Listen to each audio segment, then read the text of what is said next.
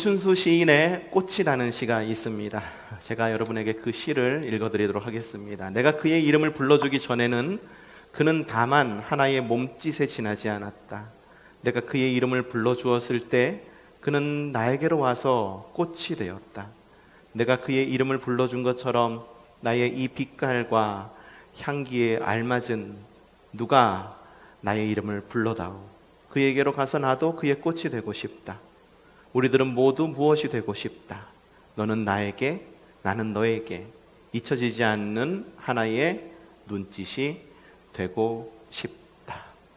이 시에서 가장 눈길이 가는 부분은 바로 이겁니다. 이름을 불러주기 전에는 그는 다만 하나의 몸짓에 지나지 않았다. 꽃이라고 하는 하나의 대상이 있는데 그 대상이 그 이름을 불러주기 전까지는 그냥 하나의 몸짓, 그냥 하나의 그냥 꽃이었을지 모르지만 그 꽃의 이름을 불러주었을 때 비로소 그 꽃의 가치, 꽃의 정체성이 더 이렇게 드러나고 의미가 다가왔다라고 하는 그런 이야기로 들려집니다. 자, 이름은요, 한 대상의 정체성을 한 단어로 설명해주는 함축적인 단어입니다. 초성교회입니다. 우리 교회는 초성교회죠.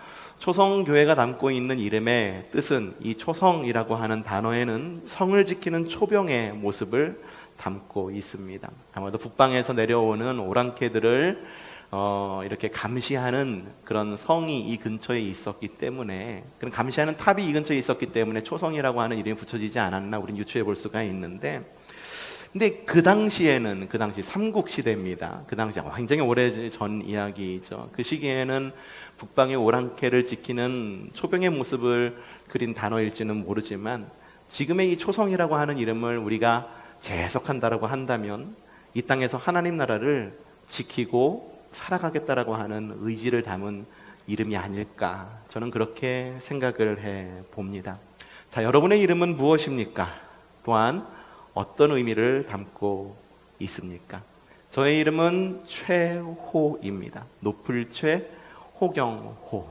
그래서 높은 곳에 있는 좋은 경치, 그래서 가장 높은 이곳에 있는 이것이 가장 아름다운 그런 사람이라고 하는 그런 의미를 담고 있다라는 거, 저는 그렇게 알고 있습니다. 여러분은 어떤 의미를 담고 있습니까? 자, 그렇다고 안 한다면 오늘 물어보고 싶은 것이, 우리의 이름과 우리의 교회는 그런 이름의 뜻을 가지고 있다고 한다면 하나님의 이름이, 하나님은 과연 그 이름, 하나님 혹은 우리가 부르는 다른 이름들 가운데에는 과연 하나님은 그 이름에 어떠한 의미를 담고 있는지 좀 생각해보는 시간 갖도록 하겠습니다. 출애굽의 사명을 앞둔 모세는 큰 두려움 가운데 있었습니다. 왜냐하면 자신의 리더십에 대한 의문을 가지고 있었어요. 출애굽을 한지, 자신은 이미 출애굽을 했죠. 애굽에서 탈출한 지 40년이라고 하는 시간이 지나서 혀도 둔하고 이제 80세 노인이 다 됐는데 과연 자신이 뭘 할 수 있을까에 대한 의문이 있었습니다. 그리고 또 왜 출애굽을 해야 되는지에 대한 이유가 본인도 확실하지 않았고, 그리고 애굽 땅에 있었던 사람들 역시 그리 큰 불편을 느끼지 못했던 것 같습니다. 물론 입으로는 여기서 구원해 주세요 하나님이라고 이야기했지만 구체적으로 누가 어떻게 구원을 할 것인지에 대한 그런 희망조차 할 수 없었던 그런 절망적인 상황이었기 때문입니다. 무엇보다도 누구의 명령이었는지에 대한 설명이 필요했기 때문에 모세는 두려움이 있었습니다. 왜냐하면 이스라엘 사람들은 그 당시에 애굽에서, 이집트에서 노예였었습니다. 노예에게 중요한 것은 자신의 의지가 중요하지 않아요. 400년이라고 하는 시간이죠. 400년이라고 하는 시간을 노예로 지냈다고 한다면 자신의 정체성보다 중요한 것이 주인의 정체성이라고 하는 것을 노예들은 너무 잘 알고 있었어요. 그렇기 때문에 주인의 뜻에 따라 살아가는 것, 주인님께서 이야기하실 때에 그 말씀대로 살아가는 것에 대해 이미 익숙해져 있기 때문에, 과연 지금의 주인이 아니라 또 다른 주인이 나타나서 출애굽을 해라라고 이야기했을 때 과연 그들은 그것을 제대로 받아들일 수 있을지 모세와 이스라엘 백성 모두에게 그런 의문이 있었던 것입니다. 그래서 모세는 그를 부르신 주님께 이렇게 묻습니다. 출애굽기 3장 13절에 이렇게 나와 있죠. 모세가 하나님께 아뢰었다. 제가 이스라엘 자손에게 가서 너희 조상의 하나님께서 나를 너희에게 보내셨다 하고 말하면 그들이 저에게 그의 이름이 무엇이냐 하고 물을 터인데 제가 그들에게 무엇이라고 대답해야 합니까? 라고 묻습니다. 모세가 하나님께 아뢰입니다. 야, 이스라엘 자손, 주님, 이스라엘 자손에게 가서 하나님께서 나를 너희에게 보낸 거야 라고 물으면 그들이 야, 그러면 그분의 이름이 누군데? 라고 물을 거라고 하는 거예요. 이름을 묻는다라고 하는 건 정체성을 묻는 거예요. 그리고 그 권위를 묻는 것이죠. 주님께서는 모세에게 말합니다. 하나님이 모세에게 이르시되 나는 스스로 있는 자이니라. 또 이르시되 너는 이스라엘 자손에게 이같이 이르기를 스스로 있는 자가 나를 너희에게 보내셨다 하라 라고 출애굽기 3장 14절에 여러분들이 잘 알고 있는 개역 개정 성경 말씀으로 나와 있습니다. 당신 누굽니까? 라고 물었을 때 주님께서는 모세에게 뭐라고 말했냐면 나는 스스로 있는 자다 라고 말씀하셨습니다. 자, 스스로 있는 자다 라고 하니까는 야, 이게 무슨 말인가 좀 우리가 궁금해지죠. 이걸 한번 세번역으로 다시 한번 읽어보도록 하겠습니다. 세번역 3장 14절 말씀이죠. 하나님이 모세에게 대답하셨다. 뭐라고요? 나는 곧 나다. 너는 이스라엘 자손에게 이르기를 나라고 하는 분이 너를 그들에게 보냈다 하여라. 나는 곧 나다라고 이야기를 합니다. 야, 이것도 좀 불확실해요. 이 말이 무슨 말인지. 옛날에 가요에 그런 게 나는 나일 뿐 뭐 이런 노래도 있었는데 나는 나다라고 하는 것이 무슨 말일까요? 영어 성경은 이렇게 되어 있어요. God said to Moses, I am who I am. This is what you are to say to the Israelites. I am has sent me to you 라고 적혀 있습니다. I am who I am. 여러분 고등학교 다니시면서 중학교 다니시면서 관계대명사 배웠을지 모르겠어요. I am who I am. 여기서 who는 관계대명사 주격 관계대명사로서 뒤에 있는 말을 받는 말이죠. I am. 나는 누구냐면 who I am. 스스로 있는 자다. I am 이라고 이야기를 하고 있어요. 그러니까 하나님은요 스스로를 뭐라고 말하냐면 나는 땡땡이다라고 이야기를 하고 있는 거예요. 영어와 우리나라 말 사이에는 어순이 완전히 다르죠.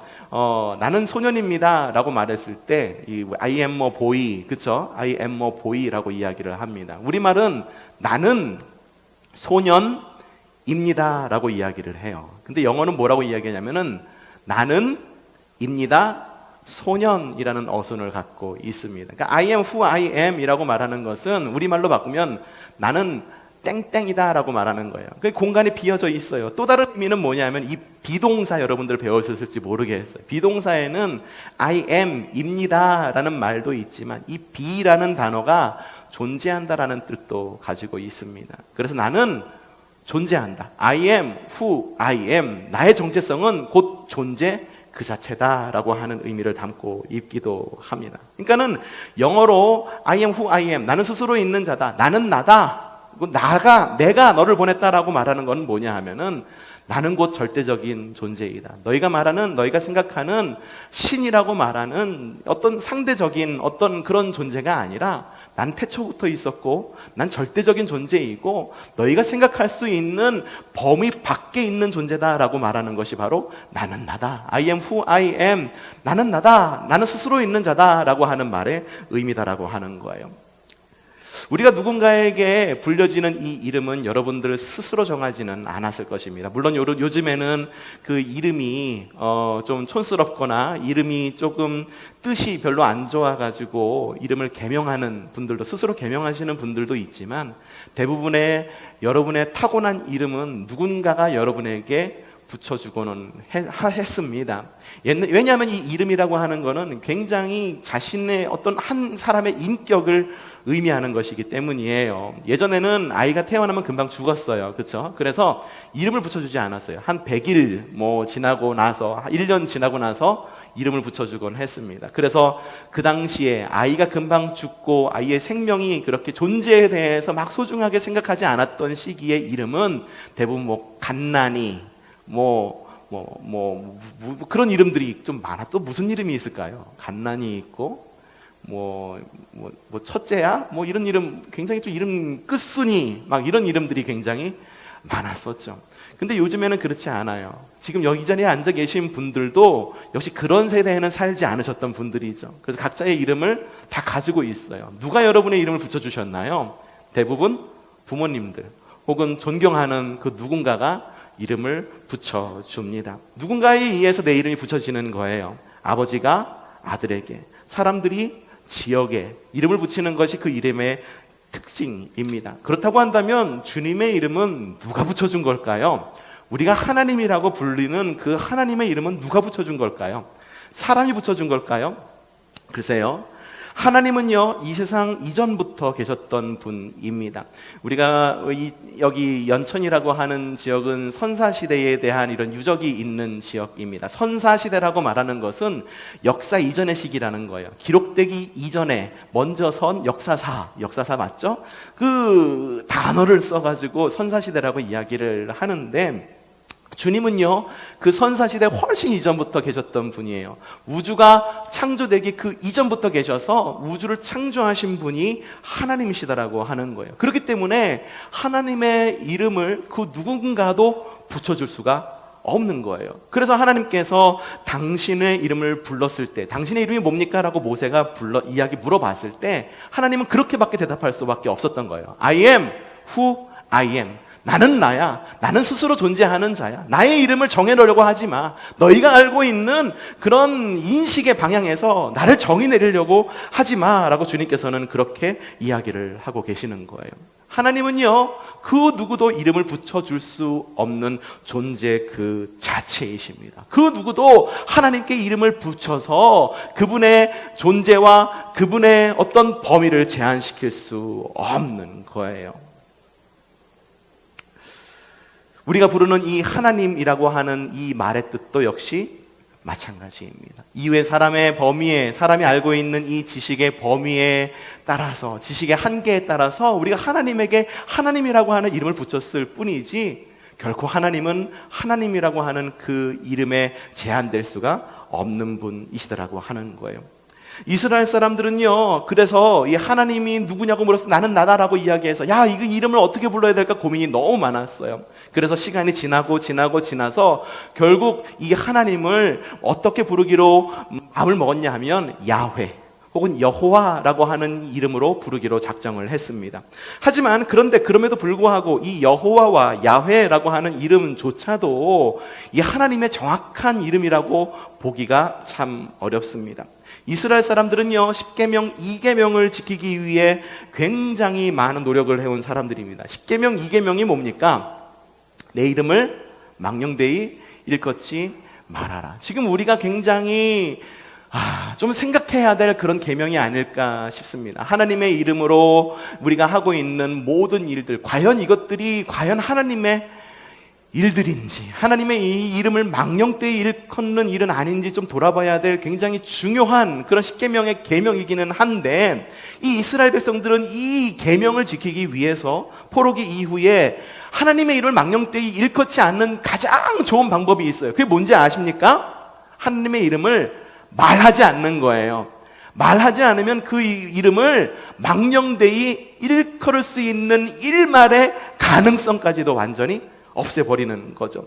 그래서 이스라엘 백성들은 하나님의 이름을, 하나님께서 원래 알려주셨던 그 이름을 자음만 적어 놓습니다. 원래 히브리어는 자음밖에 없어요. 그래서 하나님의 이름을 자음만 적어 놓고 성경을 쭉 읽다가 하나님의 이름이 나오면 그 자음, 하나님을 뜻하는 그 자음, 히읗, 니은이라고 하는 단어가 나오면 이 단어를 하나님이라고 직접 부르지 못하고 아도나이라고 하는 이름으로 대신해서 부른 것입니다. 옛날에 우리 조선시대 왕들에게도 진짜 이름이 있었어요. 진짜 이름이 있었죠. 이도, 이산, 여러분들 사극에서 많이 보았던 그런 이름들이잖아요. 근데 백성들이 그 이름을 직접 부를 수가 있었을까요? 직접 못 불렀어요. 직접 부르지 못한 대신에 뭐라고 불렀냐 하면은 폐하, 아니면 왕이시여, 막 이런 모습으로 이렇게 불렀다라고 하는 거죠. 이스라엘 백성들도 마찬가지였어요. 하나님의 이름이 적혀 있음에도 불구하고 하나님의 이름을 직접 부르지는 못하고 아도나이, 곧 나의 주님이라고 부르기 시작한 거죠. 그런데 하나님의 이름을 자음만 적어놓고 하나님의 이름을 아도나이라고 부르니까 이후에는 이것을 어떻게 발음해야 되는지 잊어버린 거예요. 히읗, 니은, 니은, 하나님이라고 하는 단어를 히읗, 니은, 니은이라고 적어놓고 이것이 하나님이라고 읽어야 되는 건지 허느님이라고 읽어야 되는 건지 호느님이라고 읽어야 되는 건지 도무지 알 수가 없었다라고 하는 거예요. 잊어버리게 된 거예요. 그래서 이후에 하나님의 이름을 부르고 싶어도 부를 수가 없었던 거죠. 아버지를 아버지라 부르지 못하고 하나님을 하나님이라고 부르지 못하게 된 거죠. 그래서 이스라엘 사람들은 히브리어 자음과 나의 주님이라고 불렀던 이 아도나이라고 하는 단어의 모음을 합쳐서 하나님의 이름을 새롭게 만들었는데 그게 바로 여호와라고 하는 말이고 야훼라고 하는 단어입니다. 이후의 성경은요, 히브리어 성경은 많은 이런 단어로 언어로 번역이 되어서 성경이 전 세계로 뻗쳐 나가게 됩니다. 근데 이 여호와라고 하는 단어는 우리나라의 말로 바뀌어서 어떻게 번역이 됐냐 하면은 주님이라는 단어로 바뀌었습니다. 그래서 나의 주님이라고 말하는 것은 나의 여호와라는 말과 같은 말입니다. 결론은 뭐냐 하면 굉장히 하나님의 이름에 대한 이런 많은 이런 스토리들이 역사가 있지만 지금 우리가 부르고 있는 주님, 여호와 모두 하나님께서 나는 나다, 그리고 나는 스스로 있는 자다, I am who I am 이라고 말씀하신 그 말씀에서 유래된 것이다라고 하는 거예요. 우리는요, 하나님의 정확한 이름을 한 단어로 추격할 수 없습니다. 왜냐하면 하나님은 한정될 수 있는 분이 아니기 때문입니다. 하나님은 크신 주님이십니다. 크신 주님이시기 때문에 우리의 언어로 무엇인가를 설명하려고 그랬을 때에 이미 그 단어는 우리의 인식의 한계에 머물러 있을 수밖에 없는 거예요. 제가 지지난 해에 유럽 성지순례를 다녀왔어요. 유럽 성지순례를 다녀왔는데 그 일정 가운데 하나가 스위스에 가는 것이었어요. 스위스에 있는 저 융프라우호라고 아주 오래된 빙하가 있는 산에 올라가기도 했는데, 여러분 스위스 하면 떠오르는 것이 뭡니까? 높은 산, 그리고 알프스 산이 있어가지고선 집들이 그림처럼 있는 그곳을 떠오르죠. 근데요, 제가 직접 가서 알프스 산맥과 그 집들을 보니까 말로는 설명이 안 돼요. 그리고 사진으로 찍힌 그 알프스 산맥과 그곳의 경관은 그건 일부분밖에 보여주지 못하는 거예요. 그 알프스 산맥을 갖다가 직접 느끼려면 어떻게 해야 될까요? 내가 직접 가서 그것을 보는 수밖에 없어요. 아무리 그 사진을 잘 찍는다고 해도 그곳에서 알프스 산맥을 맞이하고 보았을 때의 그 감동과 느낌은 사진과 글로서는 도무지 전할 수 없는 그런 느낌과 감동이었다라고 하는 거죠. 그것과도 같아요. 하나님은요, 이 알프스 산맥보다도 크신 하나님이에요. 지구보다 크신 하나님이시고 우주보다 크신 하나님이시고 우주를 창조하신 하나님이시다라고 하는 거죠. 그러니 우리가 그 하나님을 설명하려고 했을 때 언제나 무엇인가를 설명하면은 그 설명은 이미 우리의 자각 그리고 우리의 인식 안에 제한되는 하나님일 수밖에 없는 거예요. 그렇기 때문에 성경 안에는 주님에 대한 매우 다양한 고백들이 등장을 합니다. 모두가 만난 하나님이 다 다른 거예요. 그래서 고백되어지는 하나님, 엘로힘, 하나님은 창조주이십니다. 엘샤다이, 하나님은 전능하신 분이십니다. 여호와 이레, 하나님은 준비하시는 분이십니다. 여호와 니시, 이게 뭡니까? 하나님은 승리케 하시는 분이십니다. 여호와 샬롬, 하나님은 평화를 주시는 분이십니다. 여호와 라파, 하나님은 치유하시는 분이십니다. 하나님이라는 이름을 앞에, 여호와라고 하는 이름을 앞에 두고 엘이라고 하는 이름을 앞에 두고 뒤에 그 엘에 대한 설명이 뒤에 덧붙게 되는 거예요. 이 모든 설명은 하나님, 어떤 한 단어로 하나님을 설명할 수 없기 때문에 각 사람이 그 만난 하나님을 각기 다르게 고백할 수밖에 없는 거죠. 하나님은 우리를 치유하시는 분이십니다. 여러분에게 하나님의 치유가 있기를 바랍니다. 하지만 하나님은 치유의 하나님이실 뿐만 아니라 우리를 승리케 하시는 분이십니다. 우리를 승리케 하시는 분이실 뿐만 아니라 우리를 준비시키시고 우리에게 평화를 주시는 분이시기도 하시다라고 하는 거죠. 우리가 표현할 수 있는 지각의 한계, 우리가 표현할 수 있는 표현의 한계 때문에 이러한 다양한 표현이 있을 수밖에 없다라고 하는. 요한복음에서도 예수님은 7번에 걸쳐서 나는 무엇이다 라면서 예수님의 서로 다른 모습을 보여주고 있습니다. 요한복음에 걸쳐서 뭐라고 이야기하고 있냐? 나는 생명의 떡이다. 나는 세상의 빛이다. 나는 선한 목자다. 나는 양의 문이다. 나는 부활이요 생명이다. 나는 길이고 진리이고 생명이다. 나는 참 포도나무다. 예수님은 생명의 떡이기도 하시고 세상의 빛이시기도 하십니다. 예수님은 선하신 목자이시기도 하시지만 길이고 진리고 생명이시기도 하시다라고 하는 것이죠. 놀랍게도 각 사람마다 하나님에 대해 고백하고 하나님의 정의 내리는 것이 하나님에 대한 정의가 다 다르긴 하지만 이 모든 고백들이 매우 적절한 하나님의 이름들입니다. 그것이 하나님의 이름들입니다. 태초부터 계셨기 때문에 감히 그 누구도 주님에게 이름을 붙일 수가 없습니다. 나는 무엇이다 라고 말씀하셨기 때문에 완벽하지 않은 그 이름 때문에 주님은 완벽하게 우리의 모든 것이 되어주실 수 있는 분이십니다. 그렇기 때문에 그것이 은혜다라고 말하는 것입니다. 그 크신 하나님께서 스스로 계셨고 그리고 스스로 비우셨고 스스로 낮아지셔서 우리와 함께 계신 임마누엘 하나님이 되시기 때문에 그것이 바로 은혜다라고 이야기를 하는 것입니다. 우리는 주님이 매우 당신 스스로를 매우 정확하고 명확하게 보여주기를 원합니다. 하지만 주님은 스스로 비우시고 낮추셔서 불확실성 속에서 완전함을 보여주신 전능하신 하나님이십니다.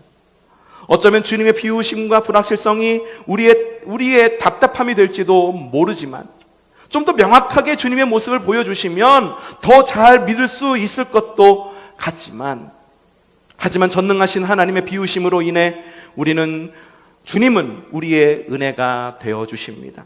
형언할 수 없는 주님의 이름처럼 형언할 수 없는 은혜로 지금 우리와 함께 하십니다.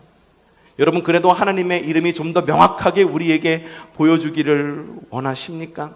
어쩌면 하나님의 그 이름은 무명, 없을무, 이름명, 이것이 더 정확하지 않을까 싶습니다. 왜냐하면 주님은 우리의 지적 능력으로 형언 불가하기 때문입니다.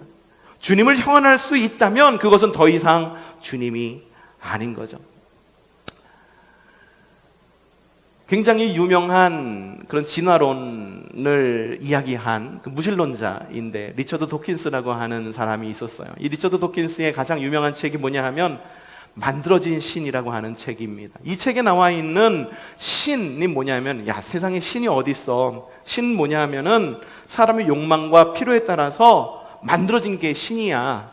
우리가 농사를 짓잖아. 농사를 짓는데 해가 좀 쨍했으면 좋겠어. 비도 좀 내렸으면 좋겠어. 그래서 농경신이 만들어진 거고 비의 신이 만들어진 거야. 내가 몸이 불편하니까 내가 몸을 치유해줄 또 다른 신이 필요해. 그래서 나를 치유하는 신을 만든 거야. 신이라고 하는 거는 사람의 필요에 따라서 만든 것이 바로 신이다. 그래서 그 책의 이름이 바로 만들어진 신입니다. 여러분, 리처드 도킨스의 말에 동의할 수는 없지만 굉장히 옳은 말입니다. 왠지 아십니까? 사람의 욕망과 필요에 의해서 만들어지시는 하나님이 아니기 때문입니다. 사람의 욕망에 의해서 만들어진 신은 말 그대로 우상입니다. 하지만 우리가 믿는 하나님은 우리가 만든 하나님이 아니에요. 스스로 먼저 계셨기 때문에 이름이라고 하는 것조차 없는 무명의 하나님. 비록 우리가 편리에 의해서 하나님이라고 하는 이름을 쓰기는 하지만 그 이름 안에 갇히지 않는 분이 우리의 하나님이시기 때문에 그렇기 때문에 우리 하나님은 더 믿음직한 하나님일 수 있는 거다라고 말하는 것입니다. 사람들은 언제나 주님을 형언하고 표현하고 싶어해 왔습니다. 그래서 각종 우상들을 만들어 왔습니다. 시내산에서는 금송아지라고 하는 우상을 만들었죠. 그리고 우리나라도 그렇고 전 세계에 있어서 신의 모습을 표현하기 위해서 나무를 깎아 만들고 돌을 깎아 만들고 신의 모습을 어떻게라도 좀 그려보고 싶은 마음에서 신의 모습을 계속 만들어 왔습니다. 자꾸 내 지적 능력 안에서 하나님의 모습을 좀 그리려고 하니까 그 하나님의 크기가 너무 크다 보니까는 자꾸만 지적 과부하가 걸립니다. 그래서 하나님의 영역과 과학의 영역을 나누고 제한시키고서라도 하나님을 이해하고 싶어 합니다. 하지만 과학의 영역과 신의 영역은 결코 나뉘지 않습니다. 하나님은 그 어느 곳에서나 함께 계신 하나님이시고 그 무엇도 다스리지 않으심이 없으신 분이 바로 하나님이시기 때문입니다. 여러분, 하나님을 제한하지 않기를 바랍니다. 하나님은 우리의 지적 영역보다 크신 하나님이십니다. 무엇보다도 크신 하나님, 그래서 믿을 만한 하나님이신 것입니다. 종종 우리는 하나님을 이해할 수 없을지 모릅니다. 하지만 이해할 수 없는 그 부분이 있기 때문에 우리의 지적 능력으로는 도저히 상상할 수도 없는 그 부분이 있기 때문에 하나님은 믿을 만한 하나님이시다라고 하는 것입니다. 이번 한 주 사실 때 크신 하나님의 인도하심을 따라가는 여러분들 되시기를 바랍니다. 크신 하나님의 이름 안에서 은혜를 누리는 믿음의 삶을 살아가시기를 바랍니다. 하나님의 이름을 그래도 정확히 알고 싶으십니까? 하나님의 이름은 우리말로 하나님이십니다. 애국가에서 하느님이 보호하사, 이건 우리 하나님이 아닙니다. 그건 역시 우리의 하나님이십니다. 하나님의 이름은 제한시킬 수 없고 우리의 믿음 안에서 고백지어질 수 있는 가장 크신 분이시기 때문입니다. 그 크신 하나님의 은혜 안에서 승리하는 저와 여러분이 되기를 주님의 이름으로 축복합니다.